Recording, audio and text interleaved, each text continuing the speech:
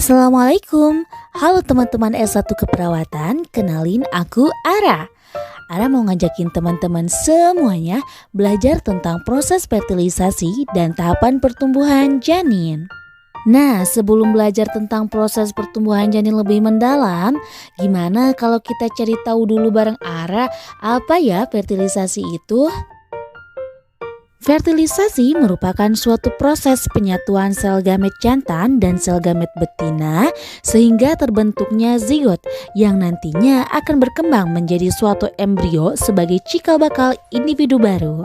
Nah, setelah tahu apa itu fertilisasi, selanjutnya Ara mau ngajakin teman-teman semuanya buat mengenal bagaimana proses pertumbuhan janin secara singkat. Proses dimulai dari sel telur yang keluar dari ovarium, lalu ditangkap oleh fimrae, lalu kemudian memasuki tuba Fallopi.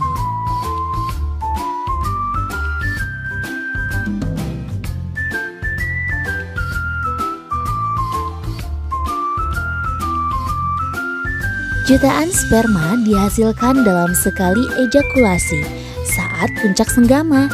Sesaat setelah dipancarkan di dalam mulut rahim, sel sperma bergerak ke rongga rahim untuk mencari sel telur yang matang dan siap untuk dibuahi. Dari jutaan sperma yang dipancarkan, hanya beberapa yang dapat bertahan hidup mencapai indung telur, dan hanya satu yang dapat mencapai dan bisa hidup di indung telur. Sperma kemudian mempenetrasi ke dalam sel dinding telur, lalu mengkombinasikan materi genetiknya dengan sel telur dalam proses yang dinamakan pembuahan. Nah, ini merupakan sel telur yang telah mengalami pembuahan selama perjalanannya menuju rahim. Lalu, zigot akan mengalami beberapa perubahan.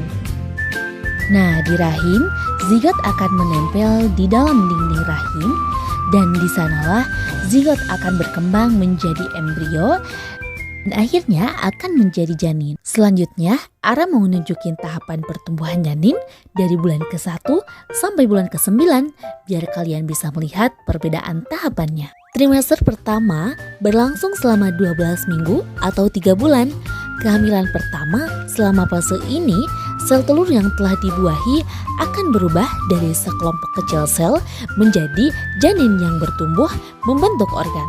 Memasuki trimester kedua, janin bertumbuh dengan pesat yang ditandai dengan jenis kelamin yang dapat dibedakan. Perkembangan organnya pun hampir sempurna dan berat badan janin bisa menempati 1 kg pada akhir trimester kedua ini. Trimester ketiga adalah tahap akhir dari kehamilan.